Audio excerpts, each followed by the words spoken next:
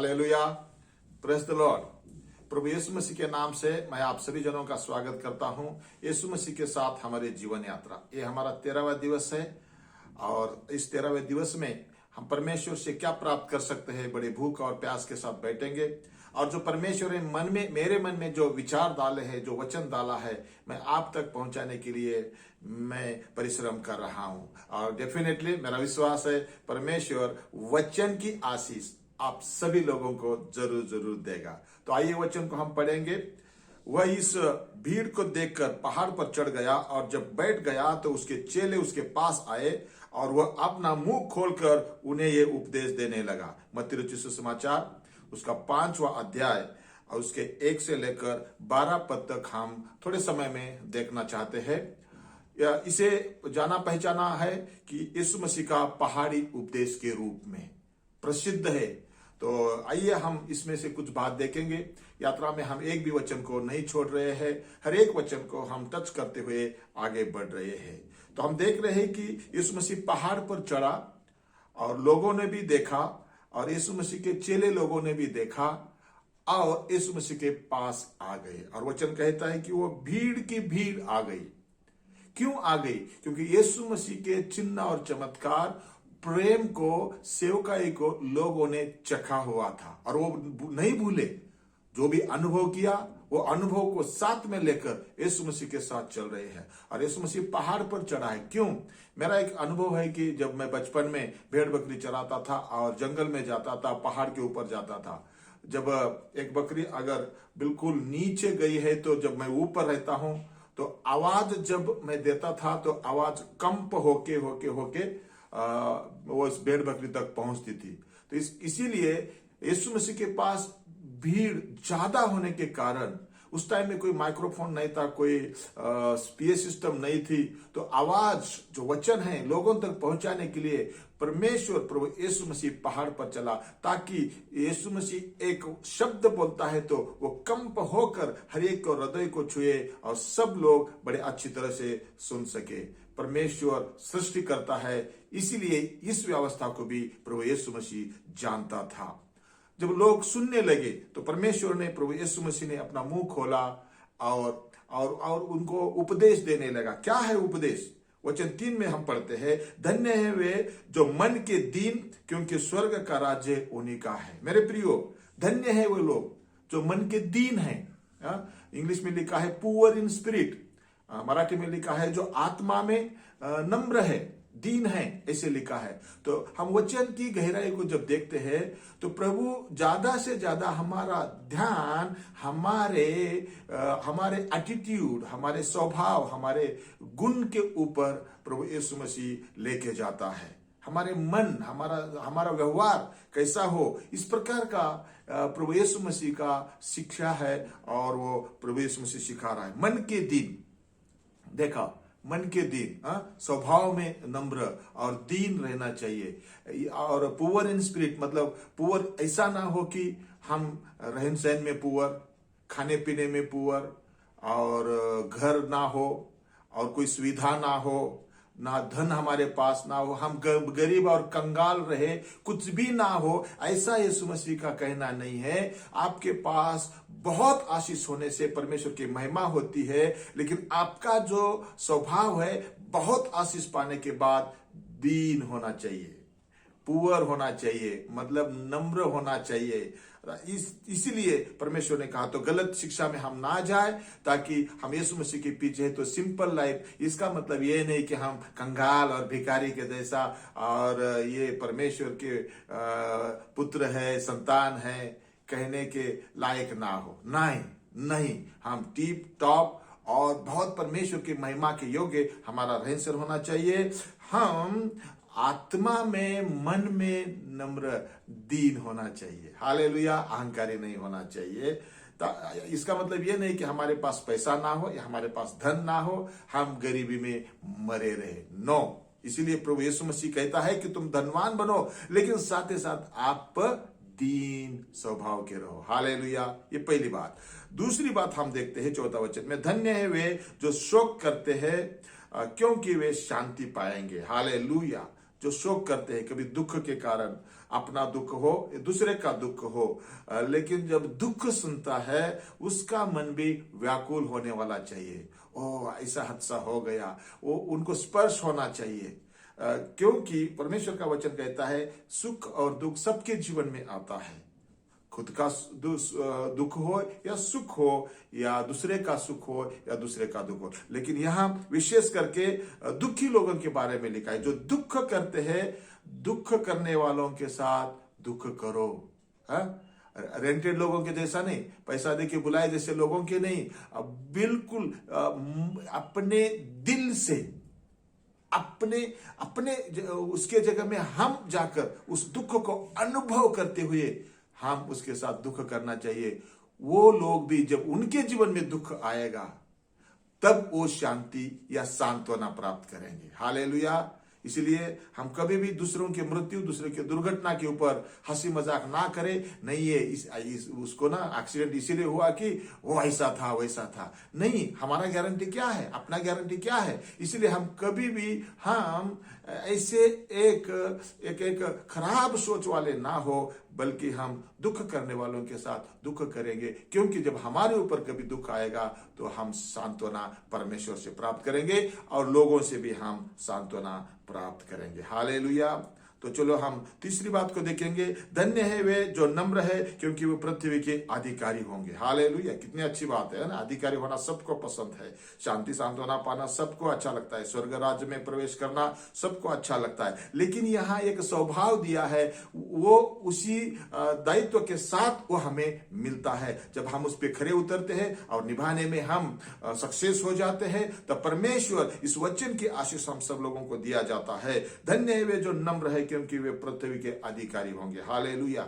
हमारा स्वभाव जो है नम्र होना चाहिए और आज्ञाकारी। नम्रता का अर्थ ये नहीं कि ऐसे ऐसे ऐसे ऐसे मुंडी झुका के हाँ जी हाँ जी हाँ जी बोलने वाला नहीं। स्वभाव से हम नम्र होना चाहिए। हालेलुया। जब हम किसी के कोई हमें बात करता है तो हम उसको सुनने वाला होना चाहिए। हम आज्ञाकारी होना चाहिए। नम्रता का अर्थ है आज्ञाकारी होना चाहिए। और हमारा स्वभाव सभ्य, जेंटलमैन, लोग स्वीकार करे ऐसा हमारा सभ्य स्वभाव होना चाहिए। और गुस्सा करने वाला नहीं होना चाहिए।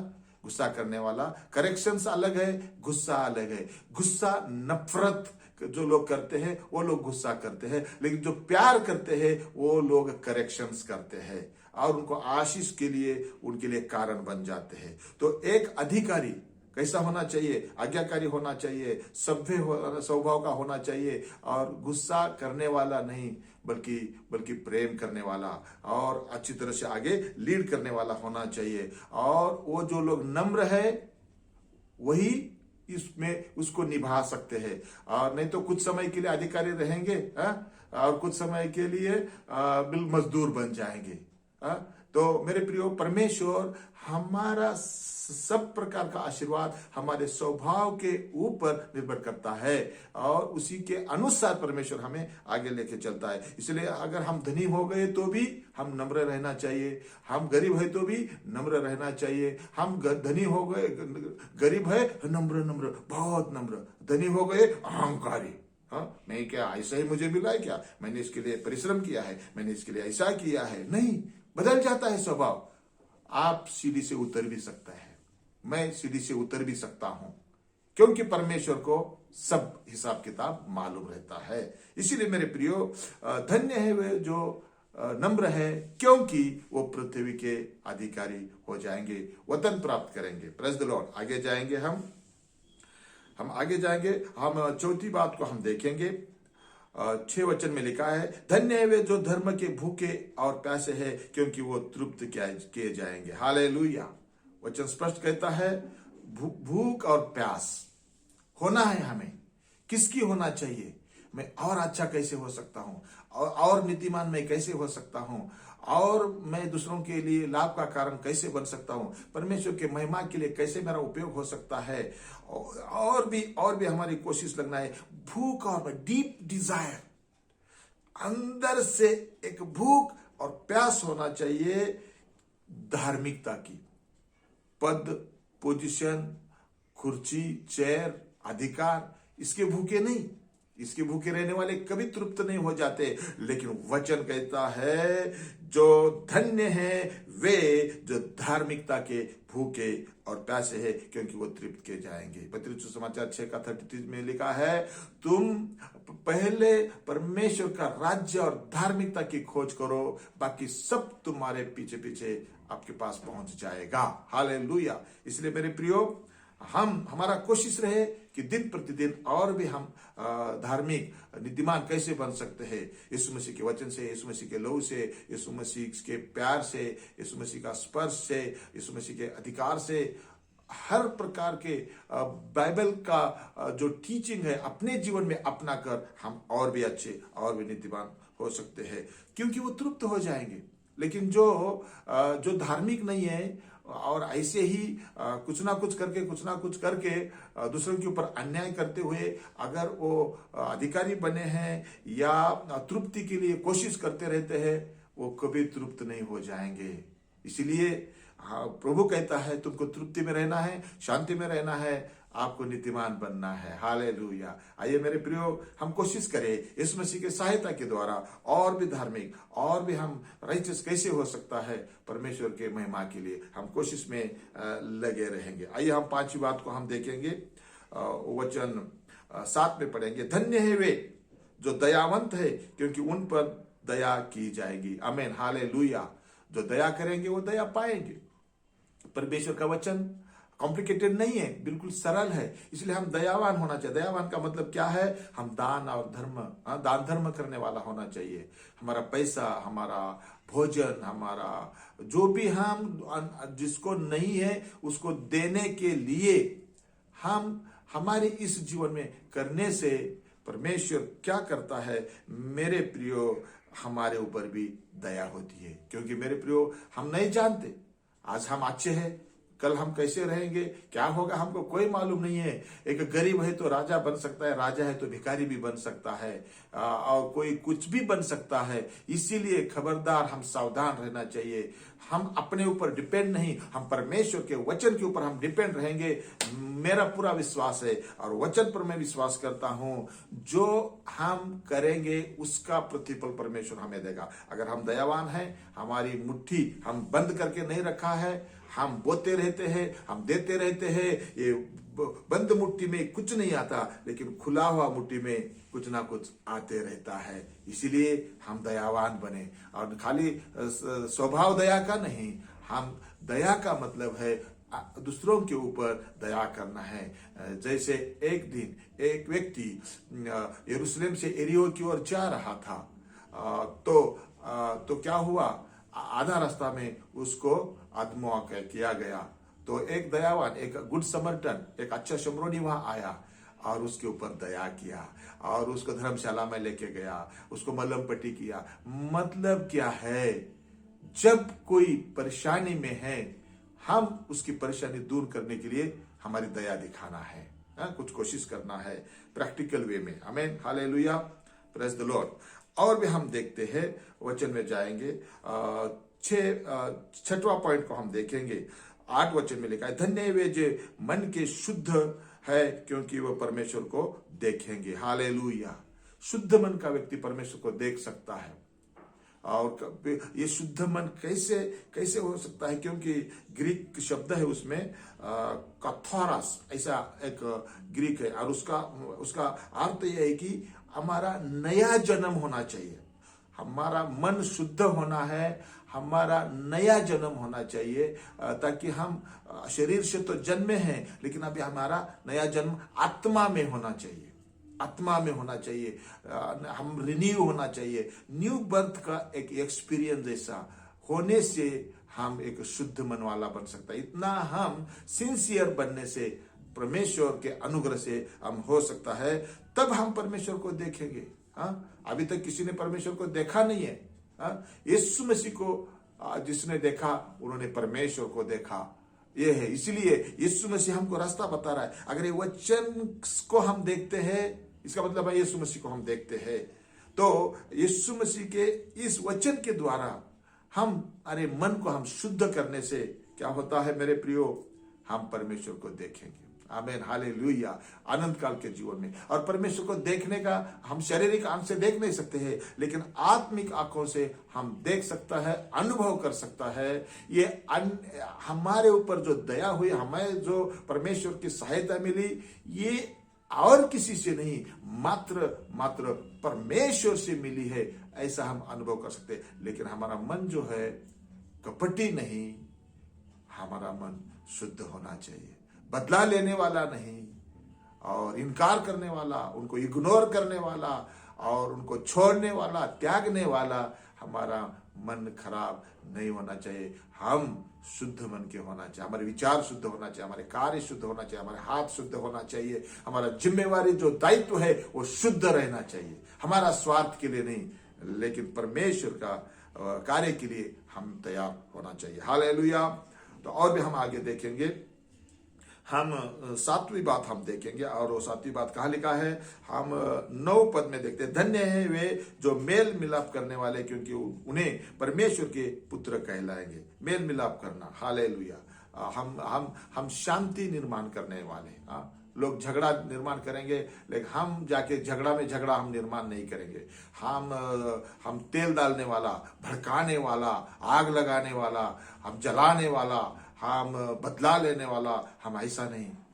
हम शांति से, हम हमारे बातों को हम प्रकट करने वाला होने से, दोनों को मिलाने से और शांतिपूर्वक काम करने से क्या होता है, उनको परमेश्वर के पुत्र और कन्या कहा जाता है। इसलिए तो जब हम मसीह लोगों का आंदोलन होता है, तो कभी तलवार या कुछ ऐसे धमकी देके नहीं होता है, कैंडल लेके होता है, नहीं तो मुक्ख मोर्चा बोलते हैं, जो कि हम शांति यात्रा करते हैं। तो ऐसे क्यों करते हैं? क्योंकि ये यीशु मसीह की शिक्षा है। मैं उन्हें अप्रिशिएट करता हूं जो लोग शांतिपूर्वक आंदोलन करते हैं, अपनी बात सरकार के सामने, समाज के सामने रखते हैं। वो एक परमेश्वर का वचन का कार्य है, मेल मिलाप करने वाला, बदला लेने वाला नहीं, और ऐसा दुश्मनी करने वाला नहीं, बल्कि मिलाने वाला होना चाहिए। Praise the Lord. We are ambassador for Christ. हम यीशु मसीह के राजदूत हैं। राजदूतों का काम है दो देशों के बीच में प्रेम और सलो का निर्माण करना। उसी प्रकार से हमारा जीवन मेल मिलाप करने वाला हमेशा रहने से क्या होता है मेरे प्रियो, हमें परमेश्वर की संतान कहलाया जाएगा, नहीं तो शैतान की संतान कहलाया जाएगा, तो हमें बुरा लगेगा। तो आइए हम आगे जाएंगे, हम 10वीं पद में पढ़ेंगे, और वचन में जैसे लिखा है हम वो प्राप्त करने के लिए कोशिश करेंगे। और धन्य है वे जो धार्मिकता के कारण सताए जाते हैं, क्योंकि स्वर्ग का राज्य उन्हीं का है।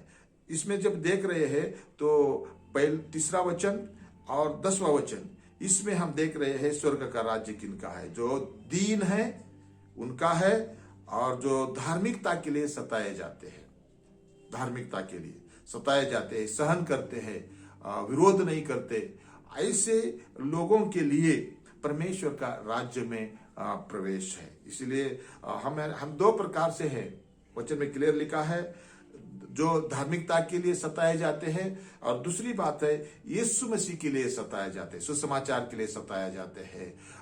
लोग निंदा करते हैं, अपमान करते हैं, चर्च में घुसते हैं, टूट फूट करते हैं, जो सताया जाता है। दूसरा है धार्मिकता के लिए, तू बड़ा धर्मी निकला है, तुम चैलेंज का लाइफ उसको बनाते, संघर्ष का लाइफ उसका बनाते हैं, और लोग उनको सताव करते हैं। और वचन में लिखा, इसलिए हम कभी सताव के लिए सरप्राइज हो ऐसे कैसे हो गया, ऐसे नहीं है। प्रभु यीशु मसीह ने ऑलरेडी उसके पहाड़ी उपदेश में, शुरुआत के संदेश में ही हमको बोल के रखा है, लोग तुम्हारी निंदा करेंगे, लोग तुम्हें सताया जाएंगे, तब आप क्या करना है, आनंद और उल्लास करना है। क्योंकि ऐसे सताए जाने वाले लोगों के लिए बहुत बड़ा स्वर्ग में प्रतिफल रखा हुआ है, तो वो परमेश्वर के राज्य में हमें प्राप्त होगा। इसलिए हमें क्या करना है, हम बिल्कुल भी जब सताया जाता है, धार्मिकता के लिए सताया जाता है और यीशु मसीह का सुसमाचार के लिए सताया जाता है, तब हम क्या करना है, हम सरप्राइज नहीं होना चाहिए, और नहीं तो डरना नहीं चाहिए, हो ऐसे कैसे हो गया, नहीं, ऐसे लिखे रखा है। अच्छा है बुरे काम करके सताए जाए, अच्छा है, अच्छे काम करके सताए जाए, कोई प्रॉब्लम नहीं है। इसलिए इस दुनिया में तो संकट है ही है, अच्छा भी करो बुरा भी करो, संकट से तो जाना ही जाना है। लेकिन बुरा करके संकट में फंसने से और नरक में जाने से अच्छा है अच्छा करके सताए जाए और निंदा हो जाए और भयभीत हो जाए, लेकिन स्वर्ग राज्य में प्रवेश मिलेगा। इसलिए मेरे प्रियो, इस जीवन की यात्रा में सुख और दुख साथ साथ है और हमें कैसे रहना चाहिए प्रभु यीशु मसीह ने अपने पहाड़ी उपदेश में हमें सिखाया है। तो ये बी एटीट्यूड, ये अच्छे गुण हमारे जीवन में लेने के लिए हम परमेश्वर से रोज प्रार्थना करें, एक दूसरे के लिए प्रार्थना करें और हमारी यात्रा मंगलमय हो, इसीलिए हम एक साथ चलते रहे। हालेलुया। परमेश्वर इस छोटे मार्गदर्शन के द्वारा आप सभी लोगों को आशीष दे, सहायता और मदद करे। आमीन।